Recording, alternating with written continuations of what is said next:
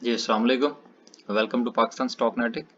उम्मीद है कि आप तमाम दोस्त खैरियत से होंगे और आज का दिन जो है वो भी ट्रेडिंग के हवाले से अच्छा गुजरा होगा। चलते हैं जी और देखते हैं कि मार्केट की क्या सूरत हाल है। मैंने कल आपसे एक जिक्र किया था कि यार मुझे कुछ मार्केट जो है वो कुछ इतनी अच्छी नहीं लग रही। हाँ यार वो बात शुरू करने से मुझे पहले याद आया, ये साउंड की कुछ जो मैंने है ना वो चेंज की है सेटिंग। तो ज़रा प्लीज़ बताइएगा कि आप तक जो सूरत हाल है वो साउंड की कुछ बेहतर हुई है या नहीं। अ, फिर अगर ना सही हुई हुई तो फिर इंशाल्लाह कुछ और देख लेंगे। तो ये प्लीज़ इसके बारे में मैं उन तमाम दोस्तों का बड़ा शुक्रगुजार हूँ जिन्होंने बताया और जो अक्सर बताते रहते हैं। तो आप प्लीज़ बताया करें यार, क्योंकि बाज़ औक़ात ऐसा होता है कि जिस सिस्टम पर आप वीडियो बनाते हैं ना, जब वहाँ पर आप सुनते हैं तो आपको ठीक ही लगती है। तो इसलिए जो सेकंड ओपिनियन है वो बड़ा ज़रूरी है। चलते हैं जी आगे और देखते हैं कि मार्केट की आज क्या सूरत हाल रही। आज मार्केट ने जो है वो 6 पॉइंट्स निकाल लिए। एक वक्त में मार्केट जो है वो बहरहाल 47,600 तक जिस तरह कल गई थी, तकरीबन आज भी उसी टारगेट को एक बार फिर जो है वो मार्केट ने टच किया, लेकिन मार्केट वहां पर स्टेबल नहीं रह पाई। देखिए, ये मैंने परसों कल भी एक बात का ज़िक्र किया था और आज भी मैं वो क्या कहते हैं, आज की जो मार्केट की क्लोजिंग है तकरीबन कुछ 6 पॉइंट माइनस में है, तो ये ना होने के बराबर। इसको बिल्कुल कुछ ख़ास कंसीडर नहीं किया जा सकता। लेकिन असल में जो चीज़ मैं कहना चाह रहा हूँ वो ये है कि अ, अगर हम आज के 6 पॉइंट की माइनस क्लोजिंग को अगर हम गुज़िश्ता दिन की क्लोजिंग के साथ मिलाकर देखें और इन दोनों को ज़रा स्टडी करें तो फिर हमें कुछ चीज़ें जो है वो थोड़ी-सी वाज़िया होती हुई नज़र आती हैं। आज सुबह जो है वो मैंने अपने दोस्तों को कुछ मैसेज किया। आपको पता है, चूँकि हमारी जो है वो पोर्टफोलियो मैनेजमेंट सर्विस भी है, जिसमें हम दोस्तों को अपनी राय से आगाह करते रहते हैं। तो सुबह मैंने उनको कुछ मखसूस किस्म की जो है वो बात की और बताया कि यार मुझे कुछ इस तरह से महसूस हो रहा है, तो आप इस तरह से आप इस चीज़ को फॉलो कर लें। हालांकि उस वक्त मार्केट जो है वो तकरीबन को 150 से मेरा ख्याल है शायद ऊपर पॉइंट्स जो थे 150 प्लस पे मार्केट जो थी वो चल रही थी।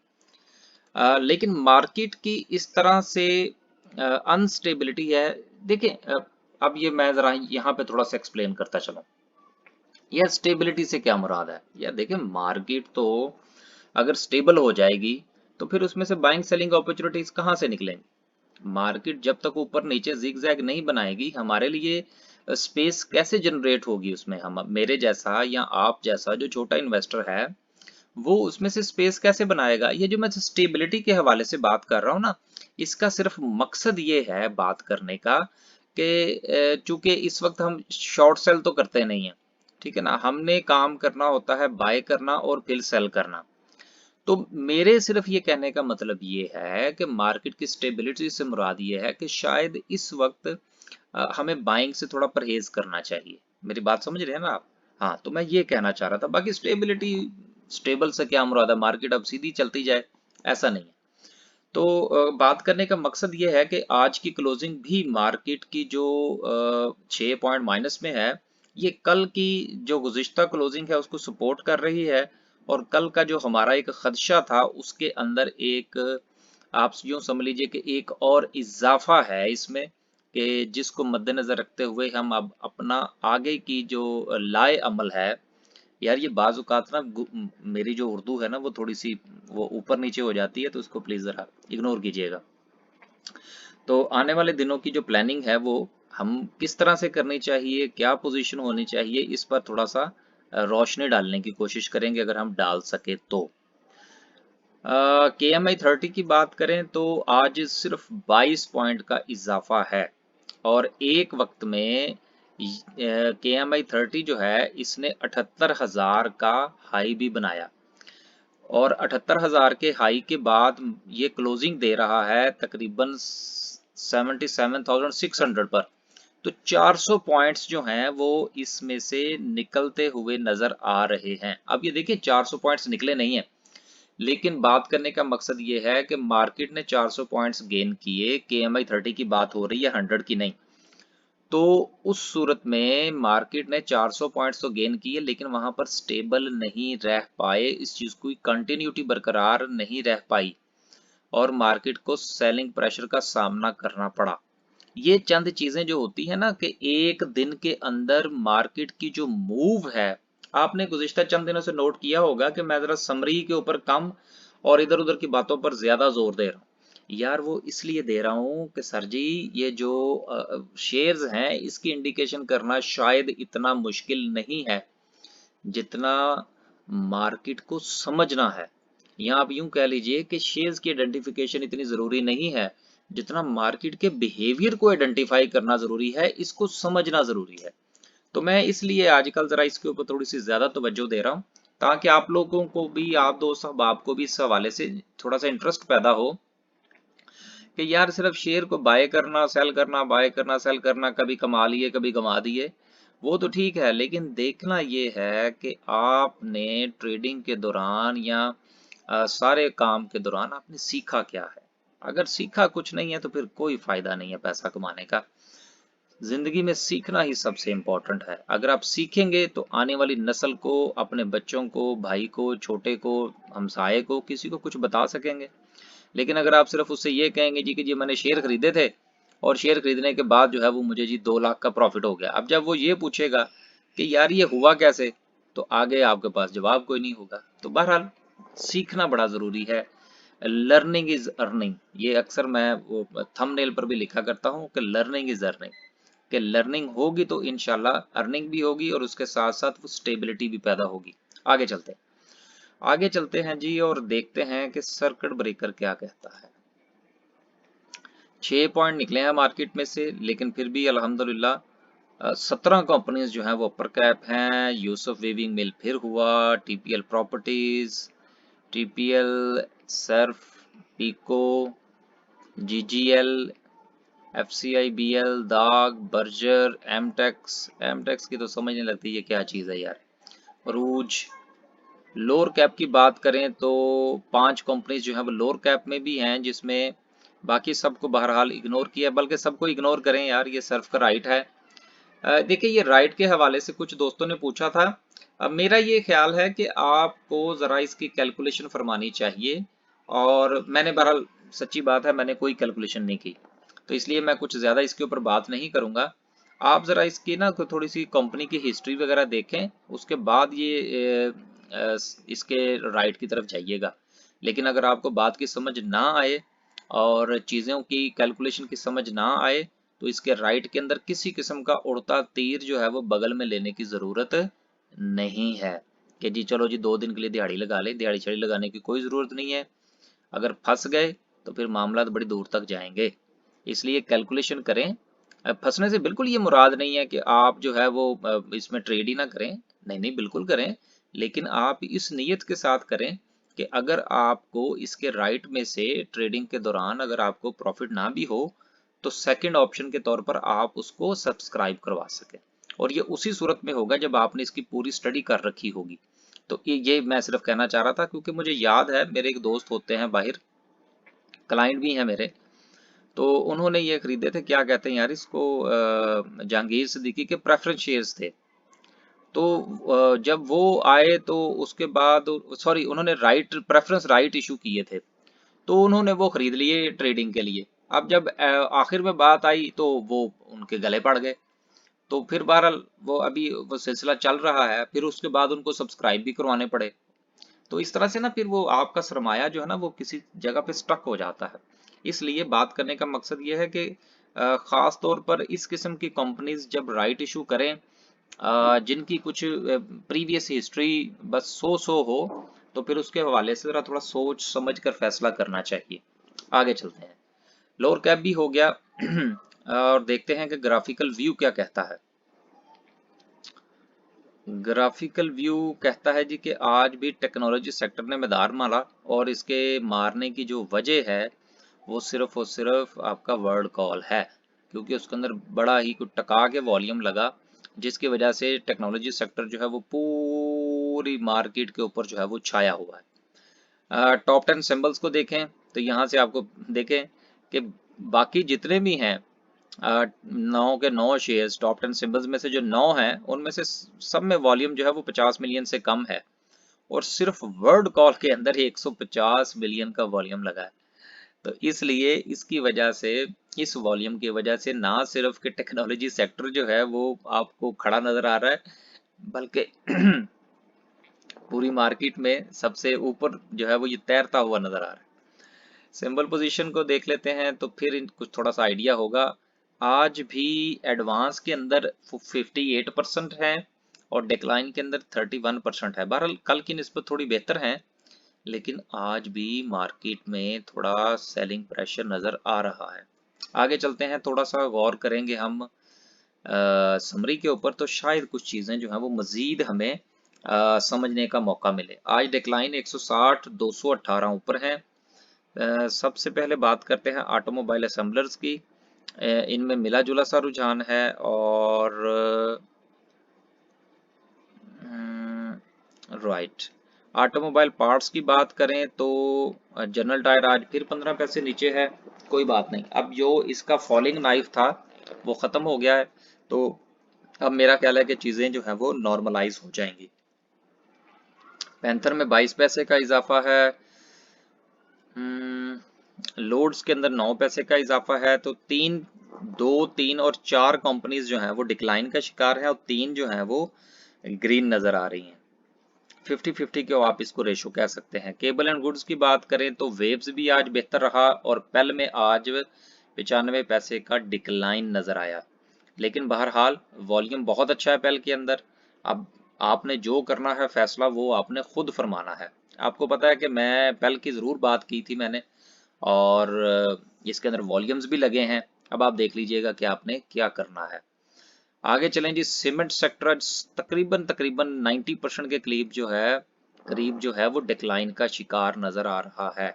और मार्केट के स्टेबल ना होने में, स्टेबल से मुराद ये है कि अपवर्ड मूव के अंदर जो रुकावट है, शायद वो सीमेंट सेक्टर का उसमें एक बहुत बड़ा किरदार है। अब इसके पीछे काफी वजूहात हैं जिसकी बिना पर हम ये बात कर रहे हैं सीमेंट सेक्टर के हवाले से। लेकिन मेरा ये ख्याल है कि सीमेंट सेक्टर के अंदर आ, आज मेरा ख्याल है, या जरा देखें आज दिन क्या है, एक तो डेट भी भूल जाती है। आज वेनसडे है जी, तो जुमेरात और जुमा 2 दिन जो हैं वो अभी इस फाइनेंशियल वीक के मजीद बाकी हैं। मेरा ख्याल ये है कि आप जुमे की क्लोजिंग तक का इंतजार करें, तो सीमेंट के हवाले से काफी सारी चीजें जो हैं वो क्लियर हो जाएंगी। देन आप जो है वो इसके बारे में राय कायम कर सकते हैं। एक रैली बनी थी, उसमें से मेरा ख्याल है कुछ लोगों ने कमाया जरूर होगा, और ये फिर रैली इंशाल्लाह आपको मौका देगी।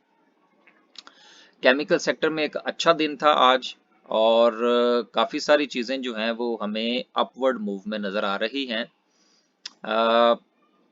एंग्रो पॉलीमर एंड केमिकल, इसके हवाले से जो था वो 65 की हमारी तरफ से थी। हमने बात की थी 65, तो 64.99, 65 तो आज तकरीबन इसने लगा दिया। अब आप लोग अपना फैसला खुद फरमा लीजिएगा कि आपने क्या करना है। हमारा एक ख्याल था कि ये 65 तक जाएगा, सो वो चला गया। आगे चलते हैं जी, और डॉल ने आज लगाए 78 पैसे का इजाफा है, बहुत अच्छा इजाफा है इसके अंदर। लॉटे केमिकल में 2 पैसे की कमी है। छोड़ें जी, आगे चले। म्यूचुअल फंड्स को भी छोड़ दें। कमर्शियल बैंक्स की बात करें तो ज्यादातर जो है वो हमें डिक्लाइन का शिकार नजर आ रहे हैं। अस्करी में इजाफा है, बीओपी में 7 पैसे का इजाफा है, फैसल बैंक में 1 रुपये 11 पैसे का इजाफा है। ये फैसल बैंक आपको याद होगा जब ये 16-17 रुपए पे था, तो उस वक्त हम इसके हवाले से बात करते थे कि यार ये शेयर जो है ये यहाँ पर बुरा नहीं है। यार ये एक चीज और थोड़ा सा ना अपने पोर्टफोलियो मैनेजमेंट में ना इस चीज का इजाफा फरमाइए कि अगर आपने किसी चीज को अच्छे रेट पर खरीद रखा है, तो मार्केट के अंदर फ्लैक्चुएशन होती है या वो शेयर जो है वो थोड़ी दिनों के लिए वहां पर रुक जाता है, तो बिल्कुल डिसहार्ड ना हुआ करें, और खास तौर पर ये ना सोचा करें कि जी अब मैं इसको किसी और तरफ स्विच कर लूं। थोड़ा इंतजार किया करें। ये आगे जब चलेंगे ना इंशाल्लाह कैंडल के ऊपर, तो वहां पर अगर मुझे याद रहा ना, तो कुछ एक चीज है मेरे जहन में अभी अभी आई है, लेकिन वो बगैर कैंडल के डिस्कस नहीं हो सकती। आगे चलते हैं। जेएस जो है इसके अंदर 9 पैसे का कमी है यार। सांबा शांबा भी सारे मारमूर खा रहे हैं, खाने दें इनको।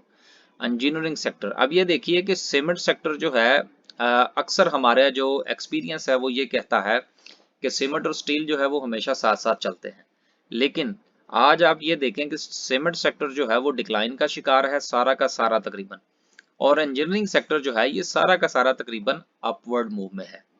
तो ये चीज़ें कुछ राहें जुदा होती हुई नजर आ रही हैं, तो कोई बात नहीं, होती हैं तो होएं, हमने तो देखना ये है कि कहाँ पर हमें कोई अपॉर्चुनिटी नज़र आती है, तो इंशाल्लाह उसका हम ज़रूर उससे फ़ायदा उठाने की कोशिश करेंगे। इत्तेफाक 16 रुपये 90 पैसे लगाए हैं इसने, कोई बात नहीं, छोड़ दें जी। फर्टिलाइजर सेक्टर छोड़ें। Food and personal care, food की बात करें तो फूड में भी मिला जुला सा रुझान है, काफ़ी सारी कंपनीज ऊपर और काफ़ी सारी नीचे हैं, लेकिन सबसे ज़्यादा वॉल्यूम जो है वो तकरीबन तकरीबन आज फौजी फूड के अंदर लगा है और उसके बाद लगा है अल शहीर के अंदर, दोनों के अंदर 6 और 7 पैसे का इजाफा है, जो कि बहुत मार्जिनल सा इजाफा है, बहुत माइनर माइनर सा इजाफा है। तो चीज़ें जो हैं ये थोड़ा सिग्निफिकेंट हैं। ग्लास एंड सिरामिक्स ने आज बहुत अच्छा परफॉर्म किया एक बार फिर। ये जीजीएल और ये गनी शनी जो हैं ये बड़े अच्छे चल रहे हैं, चलने दें जी, हमने इनके ऊपर बात नहीं करनी। इंश्योरेंस को छोड़ दें। इन्वेस्टमेंट बैंक्स की बात करें तो एफएनईएल जो है इसके अंदर आज सिर्फ 3 पैसे का इजाफा रहा, लेकिन इसने हाई लगाया 9 रुपये 60 पैसे का।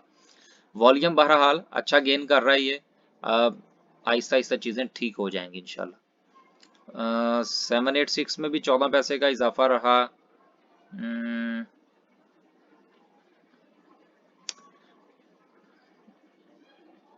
लीजिंग को छोड़ दें। लेदर एंड टनरीज की बात करें तो सर्विस इंडस्ट्रीज के अंदर 2 रुपये 86 पैसे का इजाफा है। सर्विस जो है ये पिछले दिनों काफी नीचे जा चुका है और उसके बाद ये इसकी अपवर्ड मूव जो है वो जारी है। अब जिन्होंने इसको नीचे खरीद रखा है वो सुकून फरमाइएगा। मिसलेनियस की बात करें तो फिल्में शिल्में चल गई हैं, ये चलती रहती हैं। शिफा 1 रुपये 83 पैसे की इसके अंदर कमी है, कोई बात नहीं, खैर है। आगे चलें जी। मुदारबाज, मुदारबाज जो है वो उनके अंदर वॉल्यूम लग रहे हैं, लेकिन देखिए मुदारबों के हवाले से आप एक चीज़ याद रखिएगा कि मुदारबों में अगर आपने कोई ट्रेडिंग शेडिंग फरमानी है तो इनके कुछ ज़्यादा लंबे चौड़े टारगेट्स या इनके लेवल्स रखने की ज़रूरत नहीं है। 4-5% मिले देन पोजीशन काटें और किसी और तरफ चले जाएं। आगे चलें जी। ऑयल एंड गैस एक्सप्लोरेशन, देखें ऑयल एंड गैस के हवाले से कुछ पॉजिटिव न्यूज़ बनाने की कोशिश की जा रही है। अब ये मैं बनाने की कोशिश की जा रही है, इसकी ये बात मैंने क्यों की? देखें मुत्तहिदा अरब अमारात के हवाले से कुछ चीज़ें जो हैं वो चल रही हैं कि जी पाकिस्तान की कंपनीज जाएंगी और वहाँ पे वो एक्सप्लोरेशन करेंगी, तो आपको पता है कि पाकिस्तान में कंपनियां कितनी हैं, ओजीडीसीएल वगैरह ही हैं, पीपीएल वगैरह ही हैं, यही काम करती हैं यहाँ पर पाकिस्तान के अंदर जो एक्सप्लोरेशन होती है यही वहाँ जाएंगी। लेकिन अगर ये वहाँ जाएंगी और इनका ये काम हो चुका है तो फिर इनके अंदर इम्पैक्ट हमें क्यों नज़र नहीं आ रहा, एक चीज़। और दूसरी चीज़ ये है कि सर इस वक्त जो सूरत हाल है इन कंपनीज की, ये इनको धक्का लगाने की कोशिश की जा रही है कि बस पता नहीं क्या हो जाएगा, कुछ नहीं होगा। जब तक इन कंपनीज की मैनेजमेंट बेहतर नहीं होगी, सर कंपनीज तो ये ऑलरेडी प्रॉफिट में है, ऑलरेडी ये अच्छा खासा पैसा कमा रही हैं, लेकिन मार कहाँ से पड़ रही है इनको? मैनेजमेंट के हवाले से, क्योंकि मैनेजमेंट जो है वो अब छोड़ें, फिर वो चीज़ें पॉलिटिकल हो जाती हैं। तो बहरहाल बात करने का मकसद ये था कि इस किस्म की फेसबुक न्यूज़ के ऊपर जाने से ज़रा परहेज़ किया करें। वो ठीक है, न्यूज़ भी ठीक है, खलीज टाइम की न्यूज़ थी, ठीक ही होगी, लेकिन बहरहाल इनको अपने अपने खसार के अंदर ही देखें, कुछ ज़्यादा एक्साइटमेंट शो करने की ज़रूरत नहीं है। Oil and gas marketing companies की बात करें तो पीएसओ माशाल्लाह 1 रुपया 46 पैसे ऊपर। अब देखिए पीएसओ इतना जबरदस्त शेयर है ना, लेकिन इसको मार कहाँ से पड़ती है? इतना सस्ता शेयर जो है, देखें जिस कदर इसके मामलात हैं फाइनेंशियल, जितनी बड़ी ये कंपनी है और शेयर सिर्फ 200 रुपए का है इसका। ये सिर्फ इसको मार कहाँ से पड़ रही है? इसको मार पड़ रही है ये जो आईपीपीज की तरफ से पैसे इसको नहीं मिलते या गवर्नमेंट के हवाले से पैसे नहीं मिलते, ये सिर्फ इसको मार पड़ रही है। अगर इसके ये वो इसका उधार इसको वापस मिल जाए तो ये तो सर सोने की मुर्गी है, जो खुद तो सोने की है लेकिन अंडा फिलहाल बहरहाल ये दूसरा ही दे रही है सोने का अंडा नहीं दे रही। आगे चलते हैं जी और बात करते हैं पेपर एंड बोर्ड की। Very good. आगे चलें, फार्मास्यूटिकल में भी चीजें कुछ ऊपर और कुछ नीचे हैं। सिटी फार्मा फिर दोबारा मूव के अंदर है। वेरी गुड, बहुत अच्छी बात है। ओके, ठीक है। कुछ चीजें अच्छे लेवल्स पर आई चाहती हैं और मेरा ये ख्याल है कि उनको उनके ऊपर गौर फरमाना चाहिए। आगे चलें जी, पावर डिस्ट्रीब्यूशन की बात करें तो इसके अंदर भी चीजें, अब देखें पावर डिस्ट्रीब्यूशन भी गुज़िश्ता काफी अरसे से पूरा का पूरा सेक्टर जो है बस 2 पैसे 5 पैसे 10 पैसे, पिछले दिनों बहरहाल हब्कों में कुछ अच्छा इजाफा तो जो था वो हमें 2 दिन पहले देखने को मिला था, लेकिन ये सेक्टर कुछ चल नहीं पा रहा। तो जो जो चीजें जो हैं वो डायरेक्टली लिंक्ड हैं गवर्नमेंट ऑफ पाकिस्तान के साथ, उन सब का यही हाल है, क्योंकि ये आईपीपीज जितने भी हैं पावर जनरेशन वाले, ये डायरेक्ट इनको पेमेंट्स जो हैं वो चूंकि गवर्नमेंट के थ्रू होती हैं।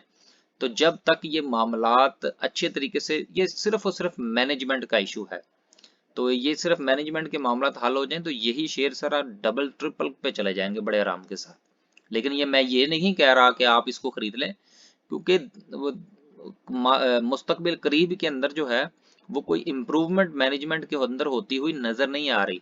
लिहाजा ये रोना धोना जो है ये इसी तरह से चलता रहेगा और आपने इसी तरह से इन चीजों को अपने अपने पोर्टफोलियो के अंदर जगह देनी है। लेकिन मैं ये आपसे जरूर कहूंगा कि आप गो के ये सेक्टर जो है, पावर सेक्टर जो है, ये सही तरीके से नहीं चल पा रहा। लेकिन फिर भी मेरी ये राय है कि आपके पोर्टफोलियो का 10% जो है वो कम से कम पावर सेक्टर पर मुश्तमिल होना चाहिए। आगे चलते हैं, रिफाइनरीज। रिफाइनरीज का बेड़ा गर्क हो गया सबका, जबकि फिर जो है वो कुछ न्यूज चल रही थी कि गवर्नमेंट ने जो है वो फिर कोई पॉलिसी दे दी है। छोड़ दें जी, आगे चलें। आज इसके ऊपर बात करने का कोई मूड नहीं है, पहले ही ऑलरेडी बात हो चुकी है। सिंथेटिक आज बहुत ऊपर रहा। पाकिस्तान सिंथेटिक ने आज 4 रुपये 46 पैसे का इजाफा। Very good. आगे चलें जी, टेक्नोलॉजी सेक्टर। तो वाय हाय हाय हाय हाय हाय, वेरी नाइस यार। इसमें सिर्फ और सिर्फ हम तो यही समझ रहे थे कि सिर्फ वर्ड कॉल ही चला है, आज तो तकरीबन सारे शेयर ही चले हैं। चलें, अच्छी बात है यार, जिनके पास हैं वो कल प्रॉफिट टेकिंग कर लीजिएगा। आगे चलते हैं, टेक्सटाइल कंपोजिट में भी सूरत हाल बहुत अच्छी है। राइट, ठीक है यार, काफी अच्छा हो गया हमें वीडियोस वगैरह बनाते हुए और चीजों को डिस्कस करते हुए।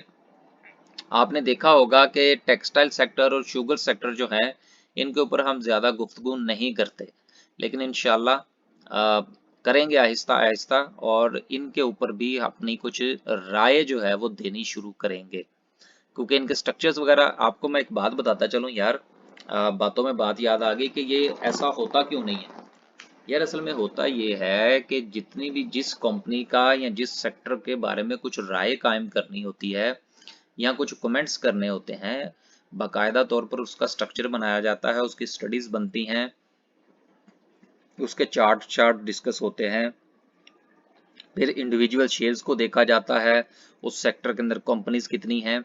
तो सर ये सारी बातें जब उसके अंदर आती हैं हम उसको देखते हैं, फिर कहीं जाके बात होती है उसके ऊपर। ऐसे तो नहीं ना हो सकता कि हम चार्ट समरी खोलें और जी ठीक है, ये ऊपर है, ये नीचे है। नहीं, ऐसे नहीं होता। ये जो अक्सर मैं आप लोगों से कहता हूँ ना कि यार ये भी छोड़ दें, ये भी छोड़ दें, कुछ तो वाकयातन हकीकतन उस दिन उसके ऊपर बात नहीं की जा सकती, लेकिन कुछ की स्टडीज नहीं होती सर। ये ऐसी बात नहीं है कि हमें सारी मार्केट का ही पता है। इंडेक्स को तो ठीक है, लेकिन सर हर सेक्टर के बारे में राय रखना ये जरा थोड़ा मुश्किल काम है, हर चीज को देखना होता है। तो इंशाल्लाह आपने देखा होगा कि मैं टेक्सटाइल के ऊपर, तीनों के ऊपर, स्पिनिंग हो, वो क्या कहते हैं, कॉम्पोजिट हो, वीविंग हो, मैं इनके ऊपर ज्यादा बात नहीं करता, इसलिए कि स्टडीज इतनी नहीं है ना। इंशाल्लाह बढ़ा रहे हैं स्टडीज इसके हवाले से भी, तो उसमें भी काफी सारी चीजों का इंशाल्लाह इजाफा हो जाएगा। टोबैको आज फिर 8 रुपए नीचे है, चलो कोई बात नहीं। PICT और PIBTL 10 रुपए पे खड़ा है भाई, आगे चलते हैं। बस भाई आगे कुछ नहीं है, आगे चलते हैं तो ये देखते हैं कैंडल क्या कहती है।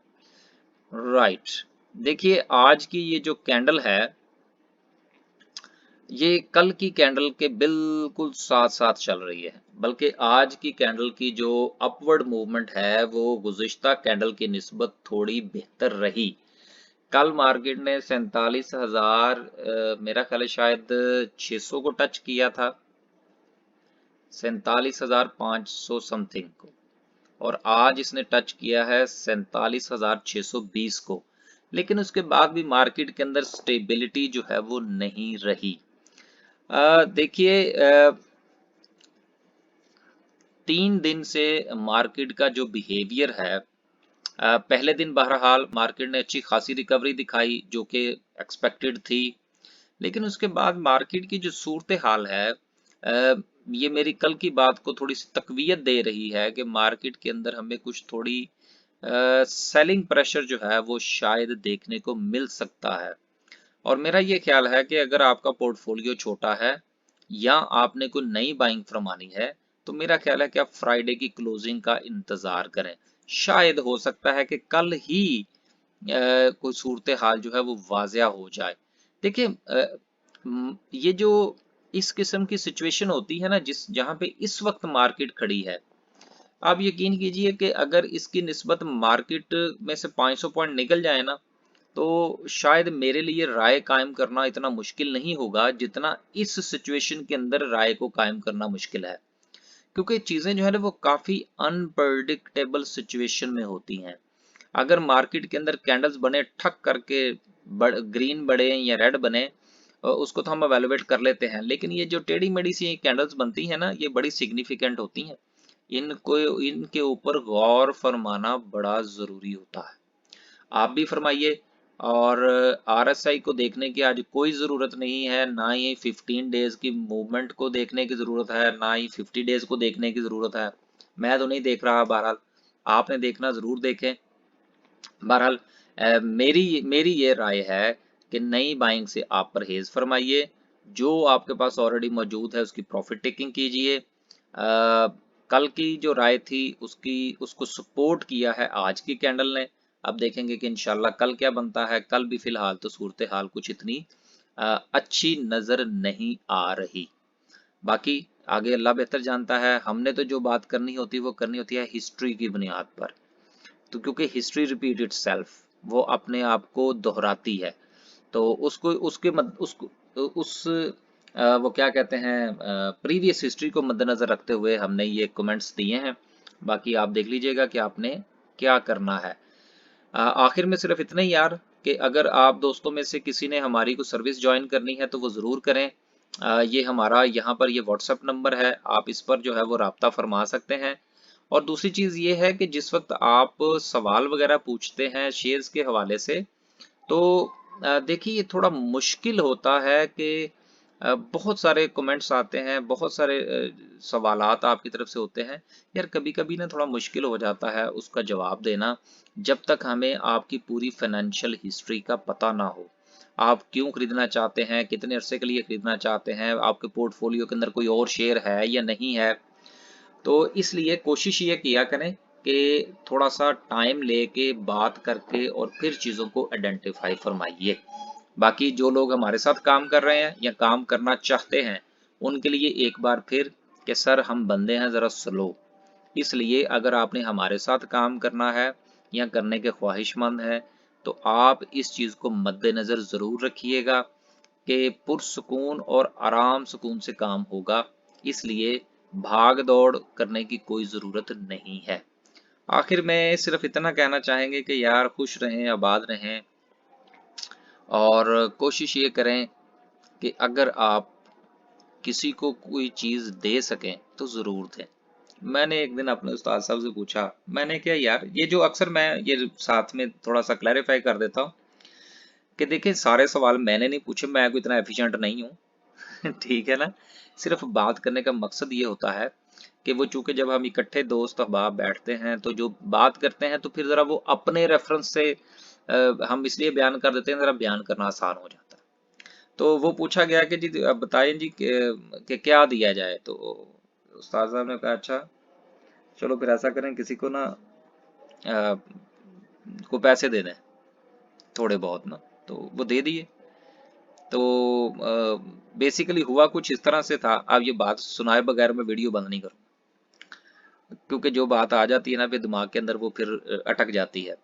तो हुआ कुछ इस तरह से था कि वो पूछा गया कि उस्ताद जी ये बताएं कि कैसे जो है वो कुछ कुछ चीज़ जो है वो दी जाए।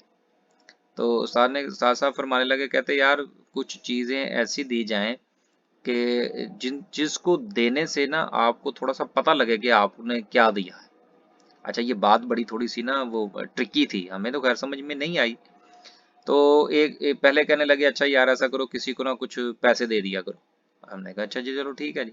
तो एक प्रैक्टिस थी वो हमने की। तो वो 100 50 जितना भी था, 200 1000 जो आपने देना दे देते रहे। उन्होंने पूछा हाँ कुछ महसूस हुआ? हमने कहा जी नहीं कोई खास महसूस नहीं हुआ। वो मिले कोई मिला को मांगता था हम दे देते थे, बात खत्म हो गई। कहा, अच्छा चलो ठीक है। फिर उसके बाद उन्होंने कहा अच्छा चलो जितने दिन आप लोगों ने जितने लोगों को पैसे दिए हैं ना, उतने दिन आपने उतने लोगों को रास्ता देना है। कहा, अच्छा जी चलो, हमने सोचा ये कौन सा मुश्किल काम है, हम ये भी कर गुजरेंगे। वो जनाबे अली जब वो पैसे तो हम जारी फर्ज करें अगर आपने 100 रुपया देना हो या 500 दिया या 1000 दिया और वो आपने 6 दिन दिया तो 6 लोगों को दिया ना, या 12 लोगों को दिया या 15 लोगों को दिया। लेकिन यार ट्रैफिक के अंदर किसी को रास्ता देना बड़ा मुश्किल काम, बहुत मुश्किल था। फिर जब वापिस आए तो उस्ताद साहब से गुफ्तगू कर, सर ये उस्ताद जी ये काम तो बड़ा औखा है। तो बात करने का मकसद ये है कि पैसा देना शायद किसी को या पैसे के जरिए किसी की मदद करना शायद एक बहुत आसान चीज है। मामलात जो हैं जिंदगी के वो पैसे से भी बहुत आगे निकल चुके हैं। पैसे ठीक है, पैसा एक बेसिक नेसेसिटी है। दूसरे चैनल पर इंशाल्लाह इस किस्म की बातें शातें हमारी चलती रहेंगी। तो सिर्फ बात करने का मकसद ये था कि हो सके तो किसी को रास्ता जरूर दें, क्योंकि ये काम है थोड़ा मुश्किल। रास्ता देना, ये रास्ता देना सिर्फ यही नहीं होता कि आप किसी को आपने ये फिर आहिस्ता आहिस्ता वो बातें फिर उस्ताद साहब ने समझाई, आपके साथ भी इंशाल्लाह शेयर करेंगे किसी वक्त, कि रास्ता जरूर दिया करें। अब वो रास्ता देना क्या होता है ये एक लंबा टॉपिक है, इसके ऊपर कुछ 30 पता नहीं कितनी लंबी कोई बात हो जाए, फिर कभी करेंगे। चलें यार, माजरत, काफ़ी सारी चीज़ें गुडमुड हो गई, इग्नोर कीजिएगा। अल्लाह हाफिज़।